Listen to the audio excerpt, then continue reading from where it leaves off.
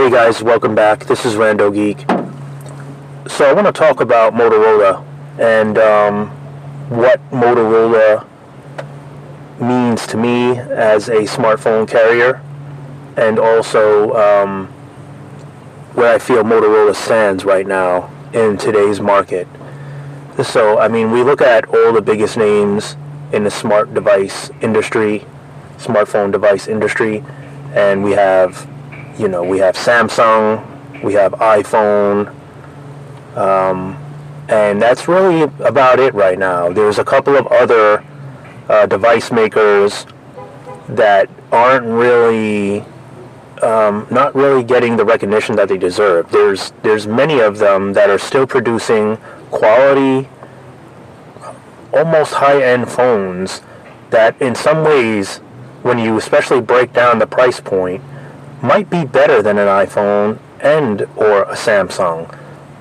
So I feel like Motorola is a company that, there are people that appreciate them and that use their devices, but I just basically wanted to clear out how I feel about the company itself, and the devices that they're offering. So personally, I use Motorola very often. It's actually one of their devices, the Moto G5 Stylus 5G 2022. Just recently purchased that phone about a month ago. It's my daily driver right now, specifically because the specifications that the phone offers is currently what I need on my daily driver. I'm not someone that likes to spend a lot of money on a device. I can't justify spending $1,000 on a phone, at least not at this point in my life. Should my financial situation change, maybe, I certainly would make sure that if I spend $1,000 on a phone, I have a super high quality case and probably insurance.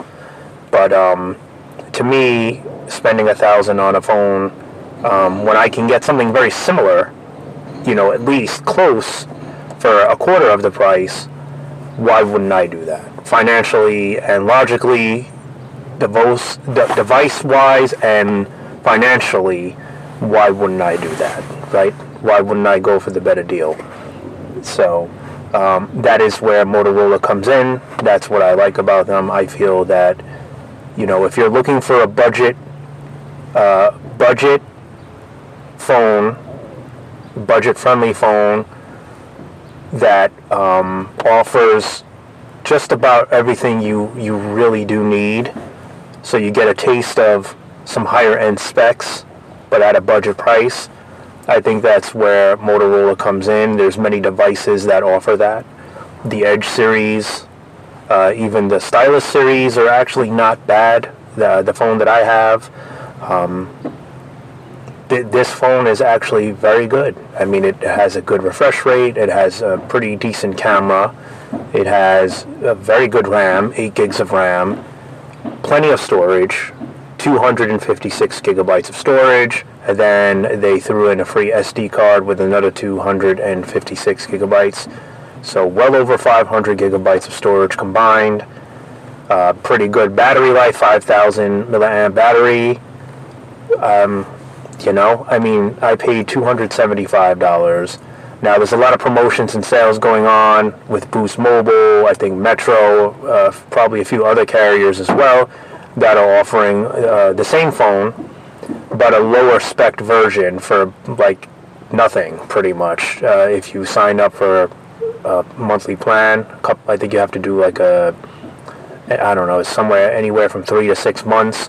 You'll get a discounted version of this phone. You'll get a dumbed down version, pretty much, where the RAM will be half. I think it's 4 gigs.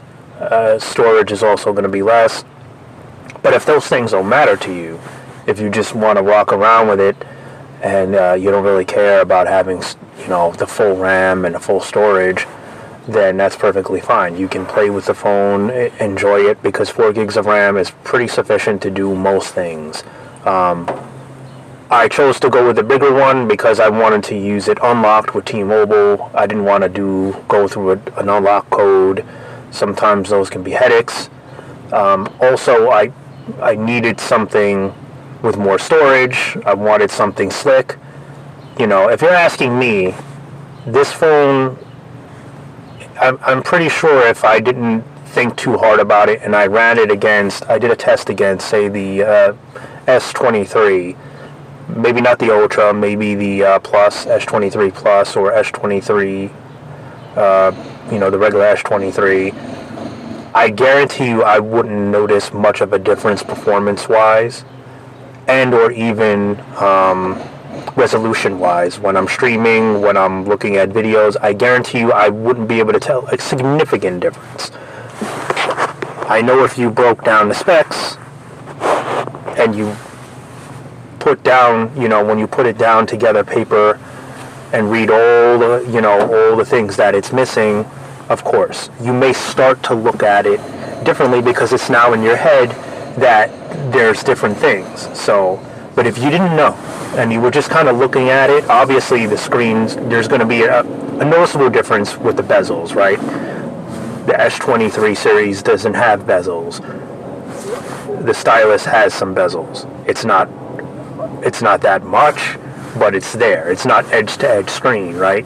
So, of course, right off the bat, Samsung screens are the leader in the industry. They even make screens for iPhone. So, if you think your new iPhone 14 Pro Max screen looks nice, that's because it's a Samsung screen. They made that screen. So, you can't compare apples to oranges. We know this. But what I'm saying is, when you break it down, when you truly dig into it, and you see what you're paying, and what you're not paying, right? What you're paying and what you're not paying, and what you're getting and not getting, what's the difference? What's the real difference? Does it really matter to you? So my question is for you guys that are listening, what do you feel about a company like Motorola in today's world of smartphones? Do you feel like they still have a place? Would you buy a Motorola? Have you bought a Motorola? And if you are using one, what's your satisfaction rate? Do you feel like you're getting good value for what you're paying? And, don't get me wrong, Motorola's trying to play the game, okay? They have launched a couple of devices that are a little bit high up on the price. Even this phone that I have, the Stylus 5G, this phone, when it first came out, I think it was retailed at like almost $500. Now, at $500, I don't know if I would have got it. I probably would have done a little more research. I probably would have gotten maybe a Pixel 7 or something, because it would have been pretty close in price at this point.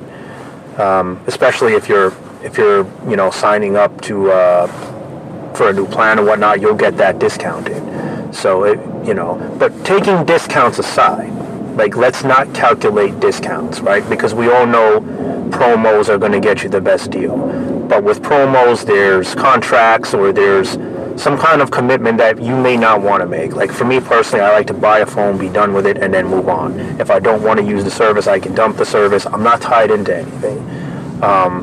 So, of course, if I was willing to, cancel my T-Mobile line and re-sign up, I could get a brand new Samsung S24 Ultra, or S23 Ultra, or I can get an iPhone 14 Pro Max, whatever I want, right? And it will be discounted. I'll probably save anywhere from $300 to $500 on the device. That's how good the promotions are sometimes.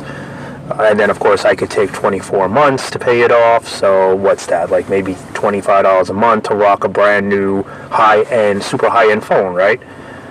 But why do I want to do that if I don't need to? Why do I want to tie myself in, to guaranteed monthly payments, even though they're not very large payments? But why do I want to do that? And at the end of the day, when a total is done, I'm still going to pay probably at least $800-900 for the phone. And in 2 years, guess what? I'm not going to want that phone anymore. Let's be honest. Every year a new device comes out, and every year it's better. There's something better about it, usually. I mean, they could make things worse, but typically at the progression we're going, things are getting better, not worse. So with the phones, right? Samsung's improving cameras every year, improving screen resolution. Battery life is usually getting better. All the qualifications on these high-end phones seem to be getting more and more better and more enticing for you to buy, right? But also the price is going up, and that's just how it goes. So if you're a huge tech fan and you have to have the latest and greatest, you have to be prepared to pay. So that's why I say, a company like Motorola, I feel, still has a very good, solid place in this market, especially with, our situation right now with the economic crisis and everything. We're pretty much in a recession, and people are looking to cut corners and save a buck or two whenever and wherever they can. So a company like Motorola will give you a little bit of something, make you feel like you're not trending too far behind at a solid price. So that's why I like seeing companies like Motorola, and it's sad that the companies like HTC and even LG, say what you will about LG, not everybody was satisfied with their phones because updates were poor, very poor. You pretty much almost never got an update. But, when you think about some of their phones, they weren't bad, and it was nice to have the option. And it's a shame that LG bowed out and gave up the wireless market. I could see why they did it. It's probably just way too expensive for them to produce, and there's not enough sales. Basically, Samsung is killing the Android market, followed by Pixel, and that's really about it. I mean, Motorola is still solid. So if you're asking me, it's Samsung, Pixel, and then I think Motorola might even be number 3 or number 4. There might be a couple of other underground, Redmi or some of those other devices that might be doing a little bit better. But for mainstream market anyway, I'm gonna go with Samsung, Pixel, and then Motorola.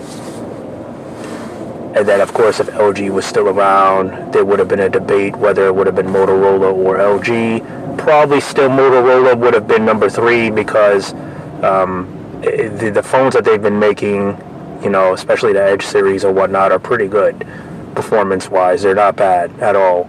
So it would have been somewhere like that. But I don't know. Let me know what you guys think. How do you feel about this topic? And like I said, do you still feel Motorola deserves a spot in the market? I know a lot of people say, the phone isn't all this, it's not all that. But I feel like don't people say that about the Samsung devices as well? Don't people buy an S23 Ultra and say, the battery life is no good, or, the camera could be better? And these are supposed to be high-rated phones that have pretty much everything you can want in a smart device. But I guess when you realize that you've paid $1,200 for the phone, suddenly it's no good anymore, right? If you paid $600 for the phone, you might be thinking otherwise. You might be like, this phone is a banger. I love this phone. I use it every day. I'll use it all day, and I wouldn't trade it for anything. But then that's what I'm saying. So when you break down price to specifications, what are you really getting, right? So that's where a company like Motorola has a very solid place, I think, in today's market, because it'll give you an option to get some good, a pretty good specified phone for not too much money. And in today's market, I feel like there's a lot of people that are going to be going in that direction, especially if things keep getting worse financially. You're going to see a shift. More people are going to be trying, at the very least, trying out Motorola devices just to see if if there's really much of a difference for them. So that's my take on it. Again, I really do wish that LG would come back into the game, and HTC. I'd like to see options. That was one of the things that were great about Android, and you could say it's a negative, and you could say it's a plus and a negative. The plus is you have options, right? It was nice to have many device makers to choose from. It's like banking, right? Nobody wants one unified bank. You would like to know that there's a Chase, a Citibank, a Bank of America, a Wells Fargo, whatever it is. People like options, right? When you buy a phone, you don't want it in black or silver. You want to know you can get blue maybe, or green, or, gray. we as consumers like options. We're paying for something. We like choices. It's nice to have them, even if you don't use them. It's still nice to have options. And I think, in the early days of Android, there were many options. Everybody was jumping on the bandwagon and making a device. And some were terrible, some were excellent, some were in between. Samsung was always the leader. That's because they're Samsung. They have money to market very hard, just like iPhone. Nobody is going to compete with an iPhone. They have all the right marketing tools. They have the financial gain. They have a reputation already. They made computers, Samsung, what did Samsung make? High-end cameras and TVs. Nobody is going to mess with that, right? So, a small company, like Redmi, they make pretty decent devices, but they're not going to be able to compete in the U.S. market with a company like Samsung. They can't do it. They don't have the marketing gains, financial gains to do that. So they just can't, And of course, the more you market something, the more popular it will be, because it will be in everybody's face, and people know about it and they'll try it. And so, what really matters at the end of the day is not what you see, but how you feel about it. So, you could see ads for Samsung, buy one and hate it, and you can buy a Redmi phone and love it. Maybe you just found out about it from one person. It's enough, sometimes. Satisfaction is what really matters, right? But that's my question for you. What do you feel about a phone like, a company like Motorola in today's world of smartphone devices? Do you still feel like they belong here? Should they just give up? Should we just, that's it, just allow Samsung and iPhone to rule the game? To be honest, if you go to buy, a lot of the big brand case manufacturers, like D-Brand and even Casetify, or any of those companies that make solid smartphone cases, they don't have much of a selection, right? They have, they might have maybe Motorola cases, like one or two, not many, right? Because they have a lot of devices, and some of their devices just don't sell good, right? But with Samsung and iPhone, all their trims sell. The lower end, the higher end. So the S24 sells, the S24 Ultra sells, the iPhone XS will sell. Like the iPhone 14 mini. The smaller devices sell, even not as good as the larger ones, but they sell. So there's still a reason for these companies to make accessories for them, because they're still going to be sold at some point. They're still going to be sold. They may do a lower production, of them, but they'll keep some in stock. As where certain Motorola phones, you're not going to see cases for them. You got to go to Amazon, and you got to mostly get them shipped from China, and they're usually not going to be the quality that you want. They'll be all right, but you won't have the coolest looking cases. You only have a couple of a couple to choose from. Like with this phone, there's only a couple of cases to choose from. Now, if I was searching for a Samsung S23, it's tons of designs, tons of quality cases, and that's always nice, right? So that's my thing. If Motorola did away, what would happen, right?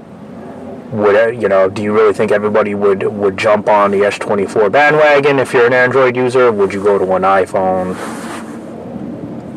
It'd be interesting to see, but also at the same time upsetting. I wouldn't want to see that. I like choices, and I think it's a shame that we don't have more like we used to when Android first came out. Because iPhone is iPhone. There's nothing else. That's it. You get an iPhone, that's it. Android is a very broad operating system that many use, and like I said, there's a plus and a negative to that, right? So, but that's it for this one, guys. Let me know what you think in the comment section below. If you can do me a favor, just like this video, and sharing it would be even better. It does help the algorithm. I know a lot of content creators ask, It's not that we want to be pests, but it does help the algorithm, and of course, when we're making content, we want viewers to see it. We want people to join in on the topic, the discussion, and feel welcomed and want to conversate with us. So any love and support is always appreciated. And that's it for this one. I'll catch you next time. Laters.